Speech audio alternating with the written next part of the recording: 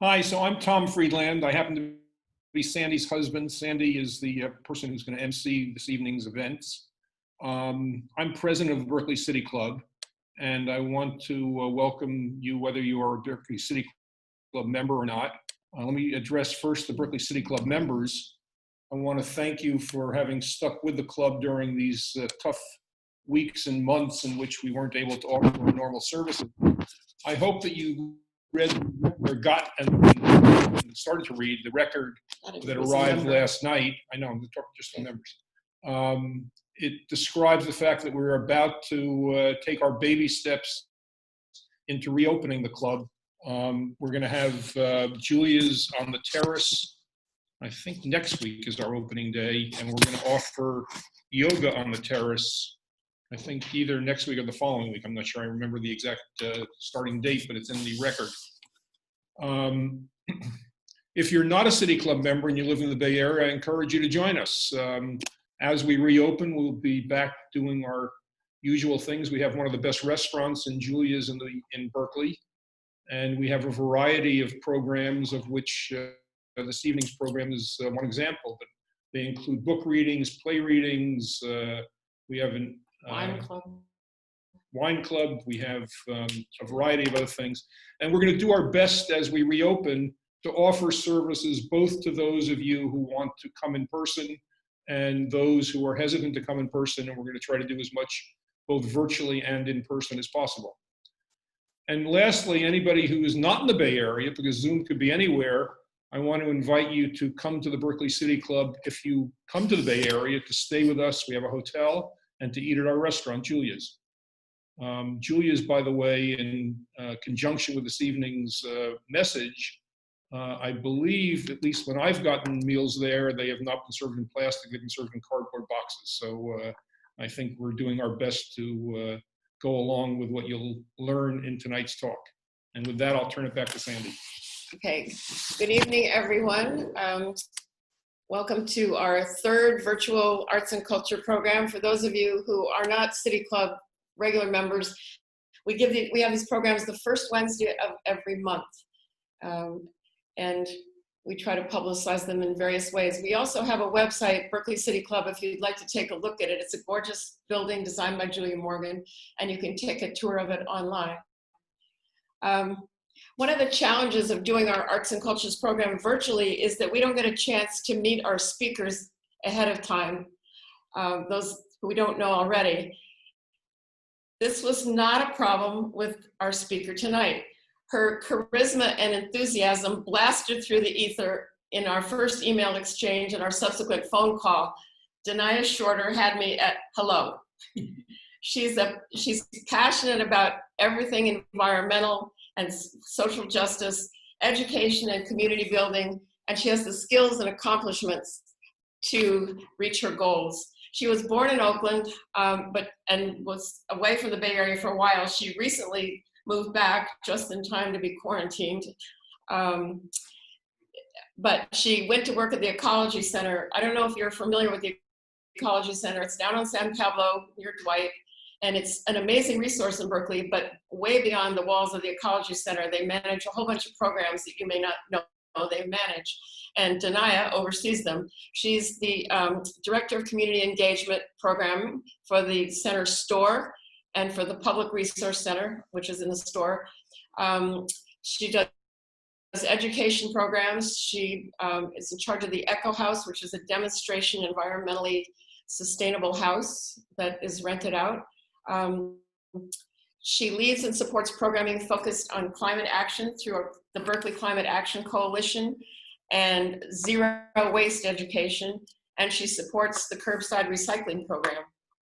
So I don't know if you realize that our curbside recycling is run by the Ecology Center, but I learned that when I did a little digging this time. When Denaya moved back, she brought an incredible range of educational and professional experiences with her. She worked as recycling, education, and outreach coordinator for the company Waste Management and in Seattle's Urban Food Systems program. She's also been a journalist with the National Audubon, and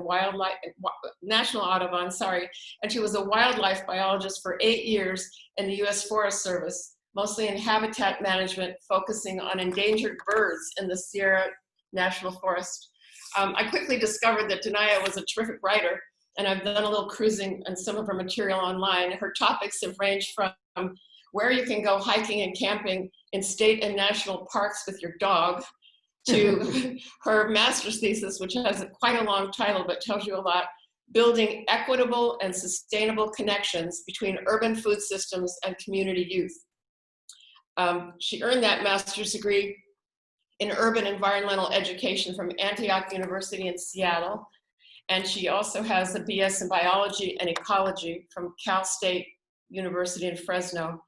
And by the way, she and her sister also have a clothing and accessory company called Onyx Light. And proceeds from her sales go to support their mission to ensure that minorities and underrepresented communities are not left out of the environmental movement. So we're honored tonight that our program is the first in the Ecology Center's Plastic Free July, which is subtitled Slow the Flow. So it's my pleasure. We hope that this works. She's gonna put her camera back online, but it's my pleasure to introduce Denaya Shorter. Okay. Wow. Yes, can folks hear me okay? Yeah, Yep. yeah, we can't We don't see you though. Yep. No.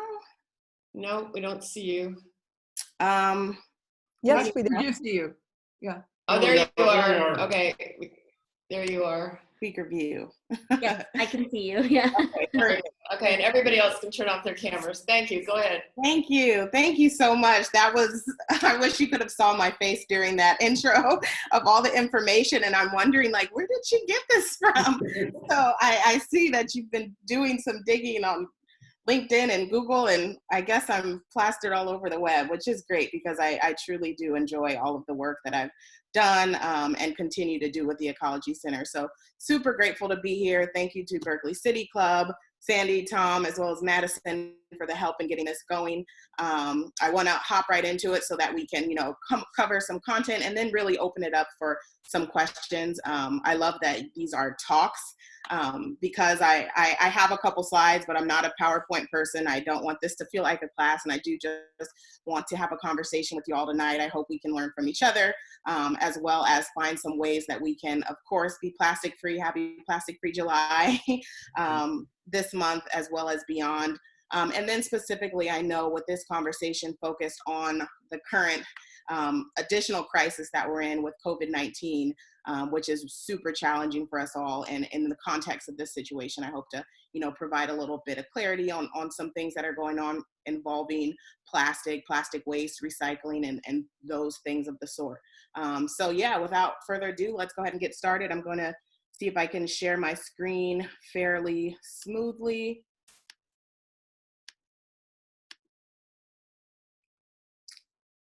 And present. Can folks see that? Okay, I see a couple head nods, so I'll go ahead. I'll be looking to the side a little bit so I can make sure I can see folks as well as the slides. But yeah, thanks again so much for being here. Kind of what I hope to cover today and just provide a little clarity on there. Of course, like I said, will be a couple slides, but they're mostly for just having a different view instead of looking at my beautiful face all night. So thank you for that. Envisioning a post-pandemic plastic-free life. Again, this is our kickoff to Plastic Free July, so we are super grateful to be a part of this talk tonight. And our entire month is just full of events, which I'll plug later. But let me click here. There we go. So just kind of set up the conversation before we kind of get into COVID and what's going on with the pandemic that we're going through and how it's impacting the plastic free movement. I just wanted to kind of rewind, take a step back, and really talk about what we are talking about. So the plastic free movement, I'm sure we've all have different perspectives of how we understand plastic free. I've heard the words zero waste or low waste and all these different words used interchangeably. And what we're really talking about specifically in plastic free is, of course, refusing and reducing as much as possible. Yes, it includes recycling. No, we can't recycle our way out of the plastic crisis. yes, we're talking about plastic pollution. The entire, I have a couple things listed here. Let me move my face out of the way. We're talking about sustainable lifestyle. So as you can see to the right in this slide, all of the things that we may or may not want to admit are probably in our homes right now, from plastic bags, from takeout, plastic utensils that we may not have even asked for, produce bags and different bags, gifts, orders that you might order online that come in plastic film and wrapping, going out to your favorite restaurant and getting foods that might be in plastic or styrofoam or non-recyclable containers. So yes, we're talking about sustainable lifestyle, sustainable products or plastic products that we want to reduce our reliance on single-use disposables, mostly what you see here in this picture.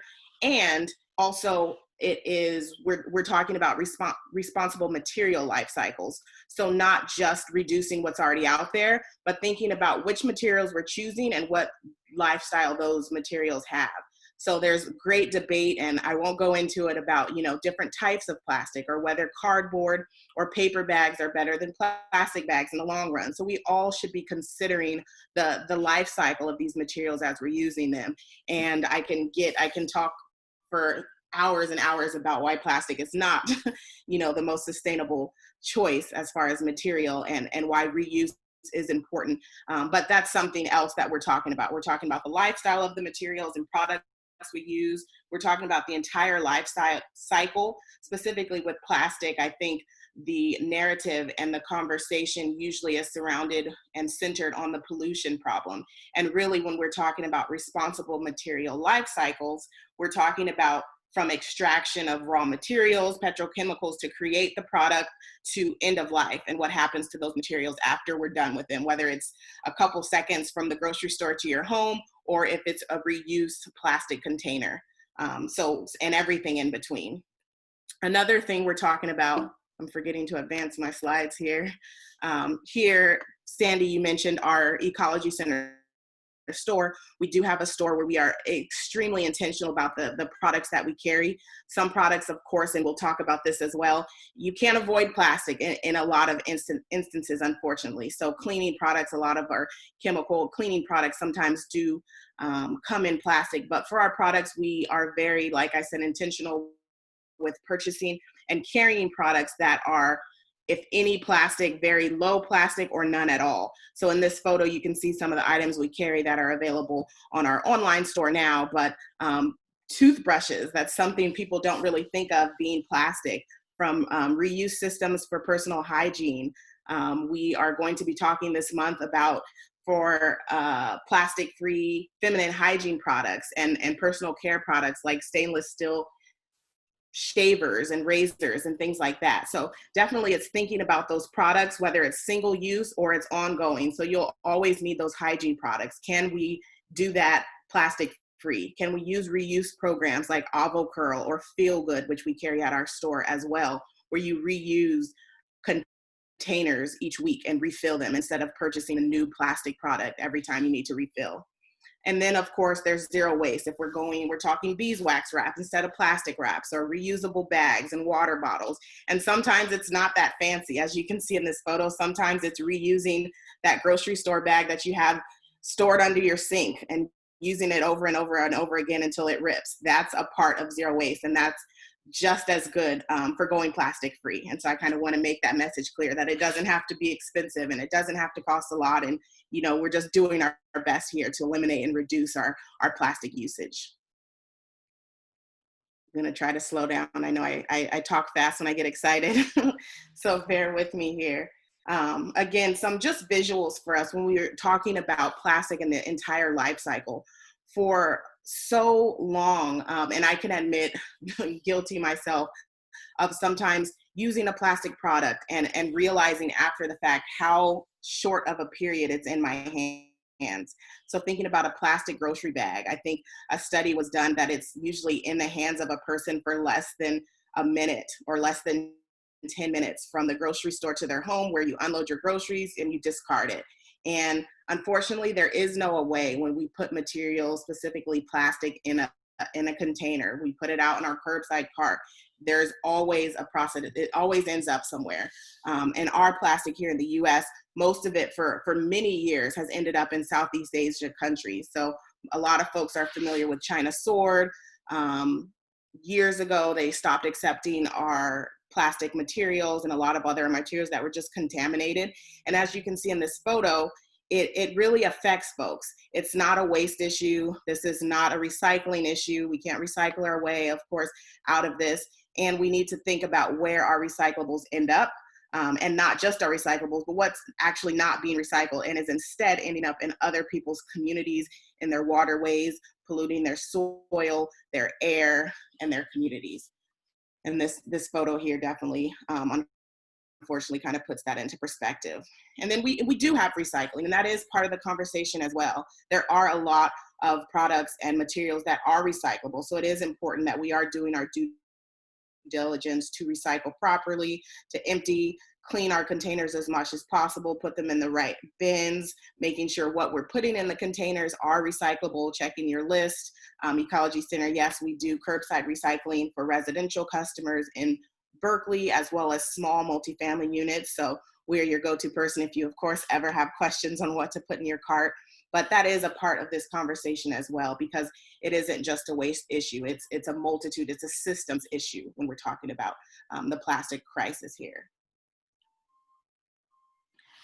And of course, again, the story of plastic, it's an entire film. So we won't get into the entire story of plastic. I encourage folks to watch Story of Plastic if you haven't. It's on Discovery Channel. And again, another Ecology Center plug for Plastic Free July. We're hosting a digital virtual watch party at the end of the month. So check us out if you want to watch the film. If you haven't, we'll provide a private link for you to do that. But it really does provide a lot of context into the entire story of plastic. As I mentioned before, much of the narrative and much of the focus is on the consumer. It's the onus is on us when it comes to disposal, and it's recycling. And there's only so much that can fix that. It really is a big systems problem.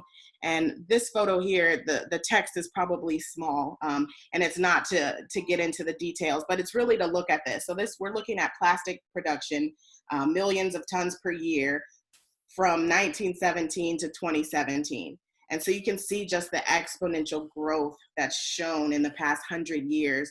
Of course, no surprise, we're seeing a huge growth, petro-industrial commercial civilization, which is a much bigger conversation. But you can just see, and we can discuss a little bit about the timeline. A Story of Plastic does a great job at just setting the entire frame and context of this conversation. But from, between the 50s and 60s, the Keep America Beautiful campaign, I'm sure lots of folks are familiar with, where the focus was shifted to anti-polluting, limits on disposables were lifted.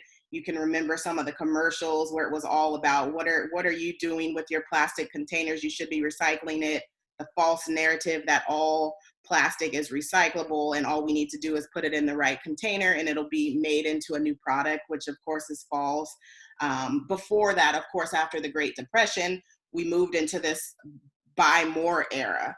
And that was even before the Keep America Beautiful era. So we kind of moved into that. And then once our environmental activism community were ignited, there was, of course, a little bit of criticism, or I should say a lot of criticism around that. And packaging companies were urged to, of course, start recycling programs. So that's where we see recycling programs start around the 70s, between the 70s and 80s. Ecology Center was one of those. We celebrate 50 years this year, which is how long we've been running our curbside recycling program here in Berkeley. So you can just see for how long, and we're still struggling with plastics recycling. We're still struggling with understanding the markets and really being able to recycle and have a place for those items to be made into new materials and upcycled versus just recycled or even downcycled in most cases. And then we move into the 90s and beyond, and we'll get into kind of present day. But now we're really trying to hold what we call big plastic accountable. So that producer responsibility, thinking about the packaging industry. They continue to fight restrictions on disposables while also promoting recycling. So we won't get into that. But as I've said before, we can't recycle our way out of this. The plastic industry spends a lot of money. They have a lot of money to spend to convince people that everything is recyclable. I'm sure questions will come up. You see the chasing arrows on so many containers. It makes people think that things are recyclable when they're not.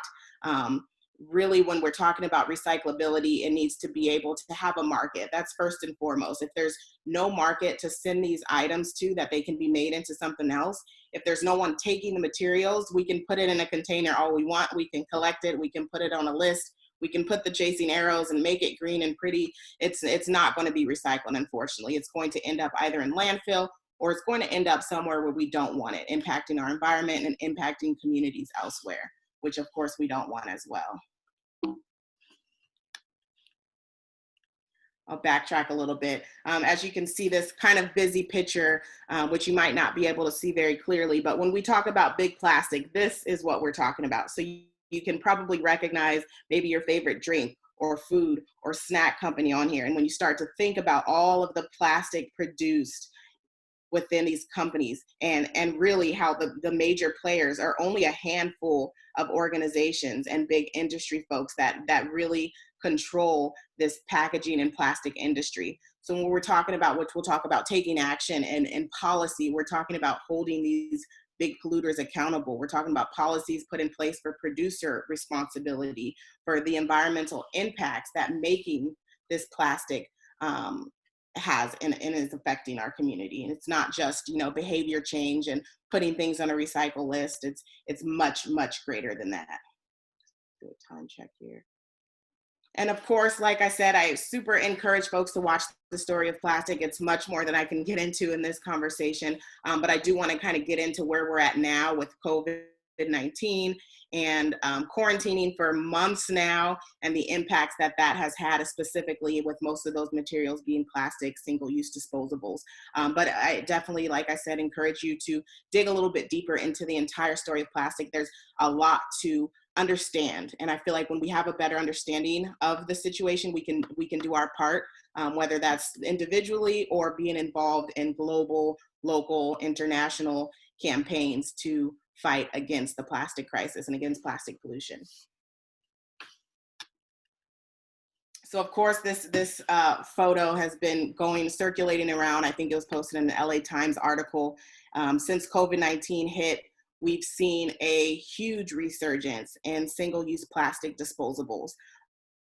Of course, the PPE is the main thing that we're seeing. If you've taken a walk outside or walked around the block or even probably just walked to your car, you've probably seen a disposed of mask, a glove hanging in the gutter, something like that. And unfortunately, we are seeing a lot more of that in the last couple months.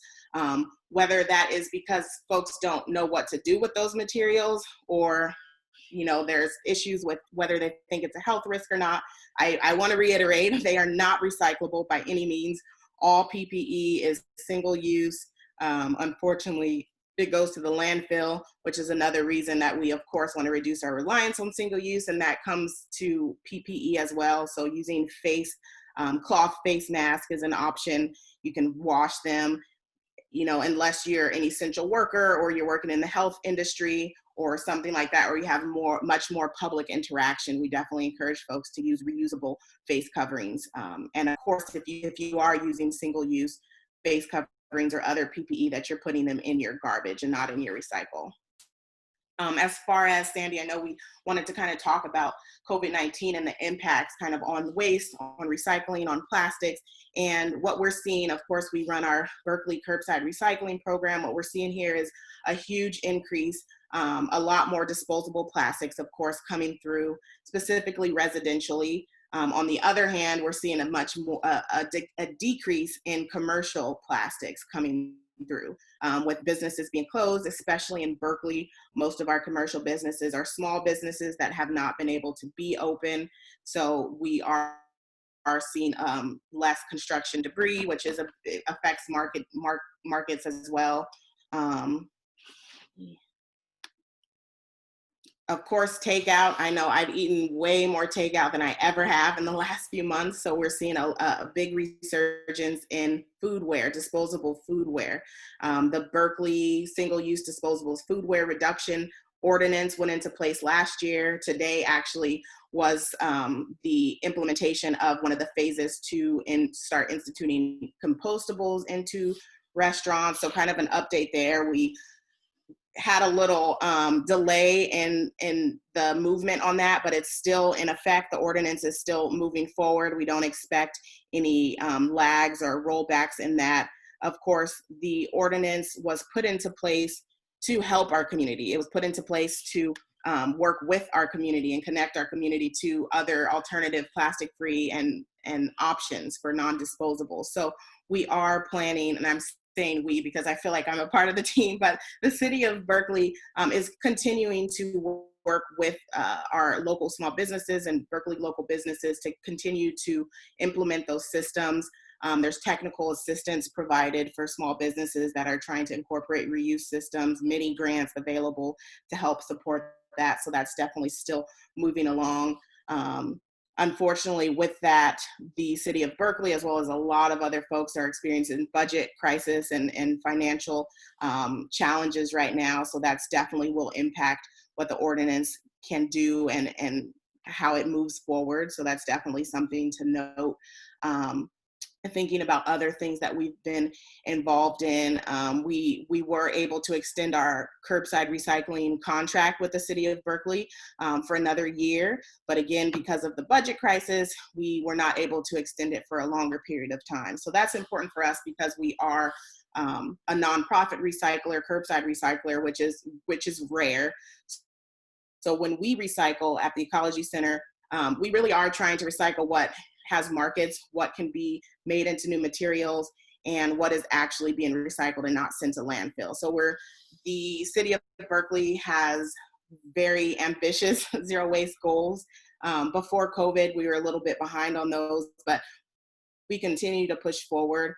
There's been some local and state and national policy that will help, I think, in creating more opportunities for businesses to hold those producers responsible for their role in all of this, and to just keep pressing on getting the right materials in the right places and processing the materials that have good, valuable, viable markets for those materials. And I just want to wrap up a couple things that we all can do. I know I kind of sped through that, but I do want to open it up for folks to be able to comment and have ask any questions. But part of and how it relates to COVID-19 and the Break Free from Plastic, it's a great organization. They put out some great content, including this video that I encourage folks to check out that really covers some just principles to recover from COVID-19 when we're talking about breaking free from plastic. So I know I've read a ton of articles. I forget who it was that just mentioned you're able to bring your reusable bags back to the grocery store now. I know a lot of folks were upset about that and were thinking that it's going to roll back the plastic bag ban and all of that. But I'm super happy to see that it's not. It was a temporary suspension. Reusable bags are back in place. They were never a health concern. There's a blog up on Ecology Center site to read more about that.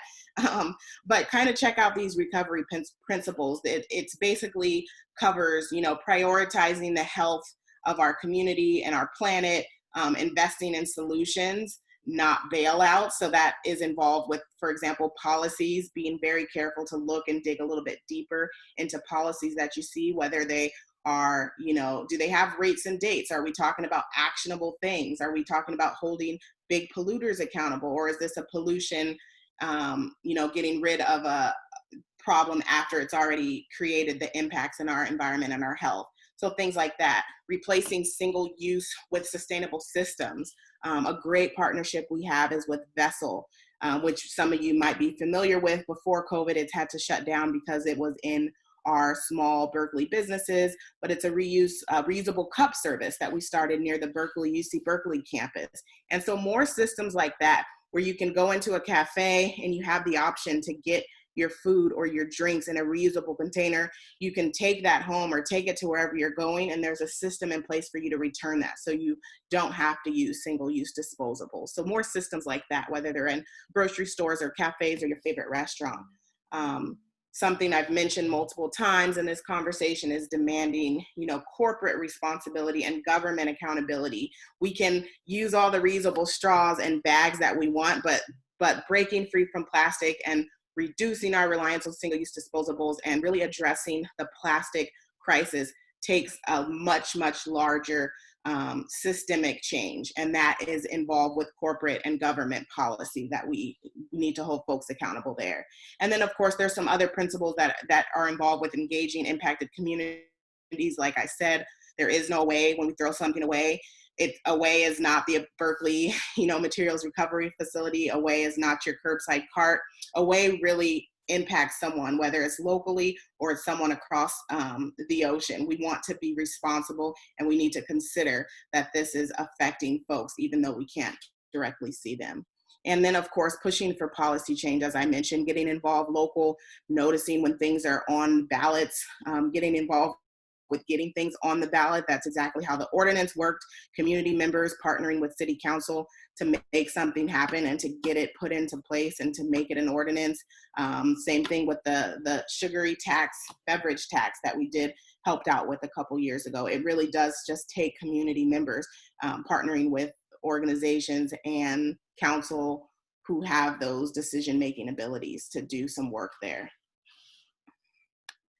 Some of the other organizations I've mentioned and kind of quoted throughout this talk, Break Free from Plastic, all of these you can Google and find a million great resources. We partner with them.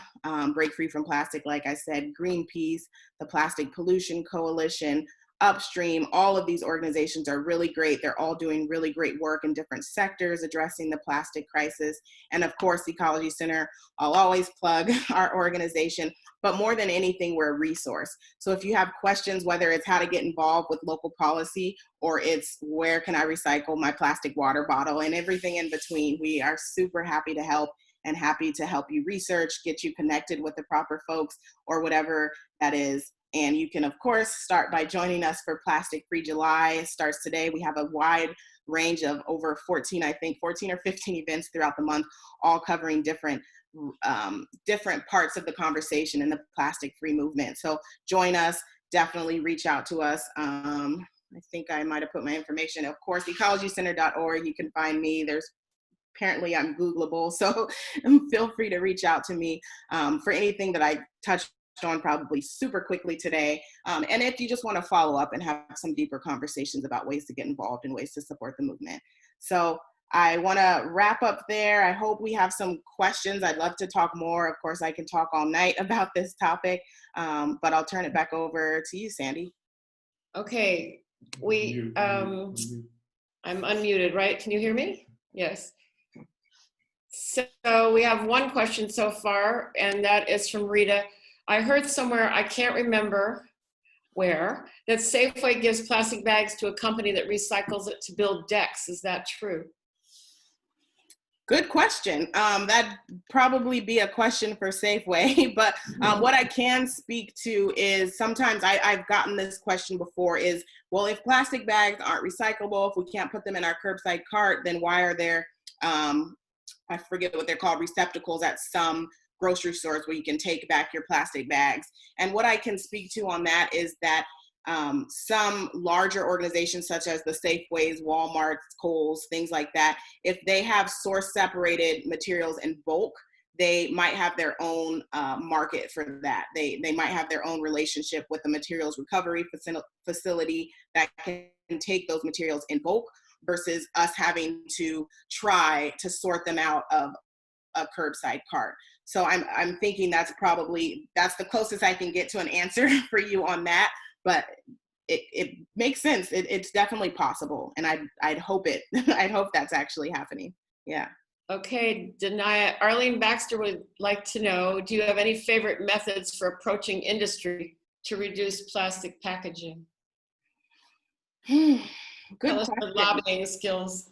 Yeah, good question. Yeah, lately I have been really appreciating getting connected with decision makers.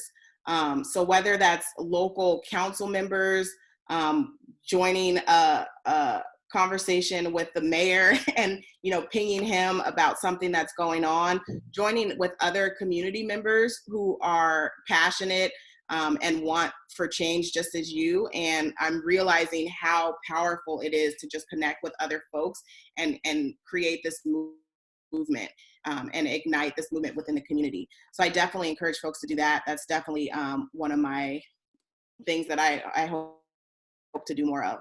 So thank you. Arlene Baxter has added, Safeway is not currently accepting bags, but they used to pre-COVID. Trader Joe's and Rockridge is still accepting them and sending them to a plant in Stockton. Thank you, Arlene. Yeah, thanks. So another question from CC Whittle. Does the bottle deposit program still reduce the waste stream? Where does that money go in California? Yeah, definitely. So that I didn't touch on that, but that's definitely something that has been impacted by COVID.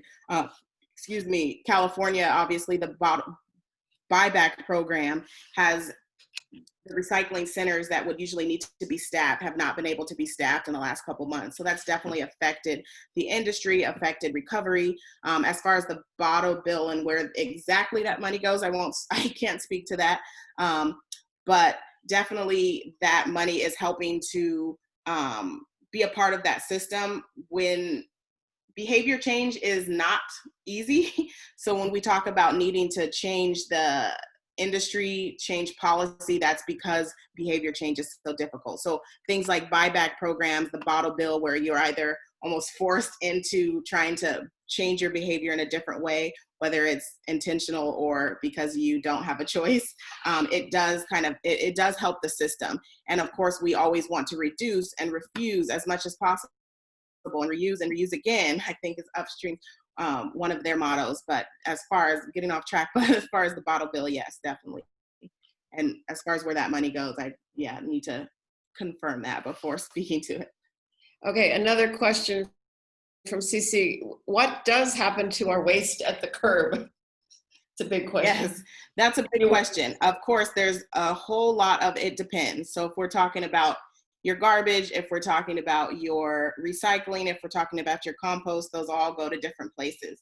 I can speak to recycling, and even with recycling, Ecology Center, of course, in Berkeley, we just do residential and small multifamily. So we have if folks have been over to our 2nd Street location, we call it a MRF, so our materials recovery facility. When you put your recyclables in your cart, they go there. You have the dual stream that's unique to our program, where we accept paper on one side and your plastics and everything else on another side to keep it separated. That really helps in the sorting process.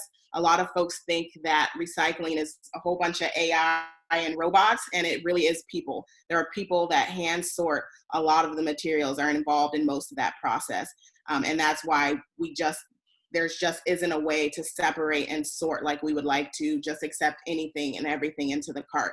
So once those materials are taken from your curbside cart, put into the truck, dual stream, we have 2 different sides of the truck that are offset by weight. Of course, with some materials being heavier than others, it's dumped into our loading area and processed through. Paper, aluminum, tin, all of those things are separated. Specifically with plastics, that's the most difficult to recycle, the most challenging to recycle. I don't like to refer to plastics with numbers. I think it's super confusing, difficult, and misleading. So when we think about recycling plastics, I like to encourage folks to recycle by shape. So we're recycling things that can be sorted, the things that are easiest to sort, or things that have identifiable shapes. So you think about things that can't be recycled, plastic bags, film, some of those less rigid plastic containers that are super moldable. Those are really not, we don't have great markets for those. So we're talking about plastic water bottles, PET, HDPE, which are laundry jugs, milk jugs, things of that sort. And then of course we have all the other numbers, all the other shapes that are not bottles, tubs, or jugs, that are those plastic food containers, plastic packaging, and everything else that we would love to recycle, but mostly is not getting recycled. So different plastics and different materials go to different places. Obviously, we have at Berkeley curbside recycling. We have some local markets that we send stuff in the US. We have some stuff we still send overseas, such as our mixed paper. We have some stuff we send down to LA, and we have a reuse program where they reprocess some of those materials out. And then landfill, of course, goes somewhere else, and compost goes somewhere else. So a dependent question, but in general, that's kind of where stuff goes. So can you give us just like a few pointers about recycling plastic that we think is recyclable. Should we take the tops off? Do we have to rinse containers out? Yeah, definitely. The easiest thing, like I said, plastics recycling, I encourage folks to recycle by shape. So we're talking bottles, tubs, and jugs. Those are the things that have the highest value, that are the strongest markets.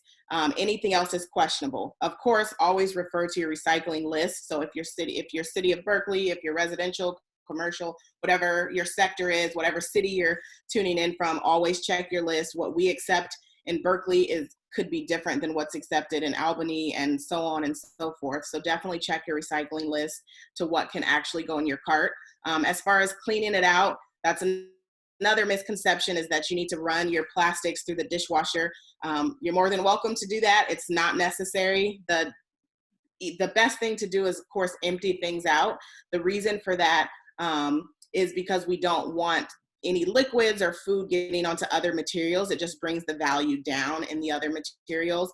Berkeley, our Ecology Center, we have the dual stream, so that's really great, and it helps in keeping our materials clean once it's dumped and throughout that entire process. All other places don't have that. So it's super important when you think about, if you throw a half drinking bottle of water into a cart that's full of paper, by the time the materials go from your curbside cart to the recovery facility, through the processing, sits in a bale, gets loaded onto a truck, gets put onto, you know what I mean? So that whole process, and you think about a piece of paper being wet, now it's moldy, and now it really can't be made into anything else. So cleaning things are definitely important for processing. I think the messiest thing you'll get as far as plastic is probably a peanut butter jar. So spoon cleaning that out, that might be a thing you want to just soak overnight or run through the dishwasher if you have a little extra spot. But kind of spoon cleaning, emptying it out and getting it as dry as you can is perfectly fine, and helps in that recycling process. And what about the tops to bottles? Tops to bottles, that's a good question. Because in the bin, you had a picture that showed a lot of them still with tops on. Yes. So this is where I conflict a little bit with what City of Berkeley recommends. You can put, if you think the top will stay on the bottle, you can screw it back on. That's the simplest way I can put it. Screw it back on if you feel like it'll stay. A lot when we're talking about like tubs, butter tubs and things like that, the likelihood that the top will stay by the time you put it into your cart, it gets dumped. Oops, sorry. It gets dumped into into a truck. It's processed. The lid's most likely going to fall off. The recycling process, there's disc screens and different things that we need to sort out the materials. So things that are smaller than about your fist usually don't make it through. So that's where you see some tops off and some tops on. But in most of the curbside recycling programs locally, we're talking about Greater Bay Area. Usually if you put the lid back on and it can screw and stay pretty secure, it's fine to leave those lids on. Okay. Soch is telling us that Whole Foods on Telegraph has a plastic bag bin, I assume still out. Someone else, Soch also asked if this program was recorded. It is being recorded, and I'm not sure how, if those of you who are City Club members, if you email the City Club, we will make sure to give you the link. I'll give the link to Denaya, and you can probably reach her through the Ecology Center. Are there any more questions for this amazing person who's a walking encyclopedia? Arlene Baxter, you started to say if we'd like to hear more on this topic, and then the message ended. If you want to unmute yourself. Yes, thank you so much. Yeah, Denaya, I had sent you a message this afternoon to change the date. So yes, I did. Thank you. Well, part of the Plastic Free July events is an event that I put together with the executive director of the Ecology Center, Martin Bork. So I have a conversation with him, as well as an interview with the vice mayor of Berkeley, Sophie Hahn. I do a sort of show and tell. So obviously Denaya and I both could talk about this topic for hours, but we do have about an hour presentation that will be airing on Monday evening from the Hillside Club. And then we're also trying to arrange to hear some more questions then. So I hope if you have more interest, Martin goes into a little bit more policy issue, as does Sophie. So Hope you'll join us Monday night at 7. And I will put a link in the chat. I was just trying to, I put a bit.ly link and I was trying to get it to work. So I'll send you a link in it. You can go on the Ecology Center site. It should be there now for Monday. So thank you so much for including us. Okay, we've got a couple more questions here. Someone asked about the containers for almond milk, coconut milk, soy milk. I'm not sure whether that person who was it, Rita, whether you meant the boxes. Rita Shabby, are you here? Can you want to unmute yourself? Yeah, I think I understand that question. Okay. So again, this is another one of those, oh, did you want to add to that question? I see someone popped up on the screen. Okay, Rita, okay, go ahead. awesome. I'm assuming that you're asking if those are recyclable. And again, I'm super transparent. It's one of those things that I don't agree with, but when we're talking about those containers, they usually are made out of mixed material. So they're multi-material. They have cardboard or paper, and then they usually have some sort of plastic lid at the top. And those are currently, I can speak for Ecology Center curbside recycling program, are currently accepted. You'd have to check locally with other folks to see if they are. I believe I would also check to see if they're actually compostable. Some of those, the difference is we think about the milk containers and then also some of those frozen food boxes, the soup containers that you see that don't need to be refrigerated. So like vegetable stock and things like that as well. It would be great if you can pop off that little plastic piece on there and just toss that. Right now it is currently being accepted in your curbside program. Again, if you're Berkeley, if you're residential, if you're one of our customers, but definitely still check your list. But that falls under one of those difficult items. So even the ones that are, they seem to be lined with foil or something inside. You're saying we can still put those in? Those ones, no. Okay. So what I'm thinking of, like soy milk, when it's just that plastic piece at the top that can be popped off, that's different than something that's lined with foil and plastic or lined with something like that. Some of the milk containers and beverage boxes are lined with wax, and sometimes that's why they're accepted in compost versus things that have aluminum and paper. There's no way in the recycling process to separate that. People aren't going and peeling that off, so that whole thing needs to go into, unfortunately, your garbage landfill cart. Okay, another question from Cece. What about biodegradable plastics? Do they help? Corn-based. Good question. Super loaded question. I encourage you to follow up with me to discuss that. But that's one of those, unfortunately, you see a lot of greenwashing, especially in the plastics industry. You need to dig deeper into understanding what biodegradable is versus compostable versus bioplastics.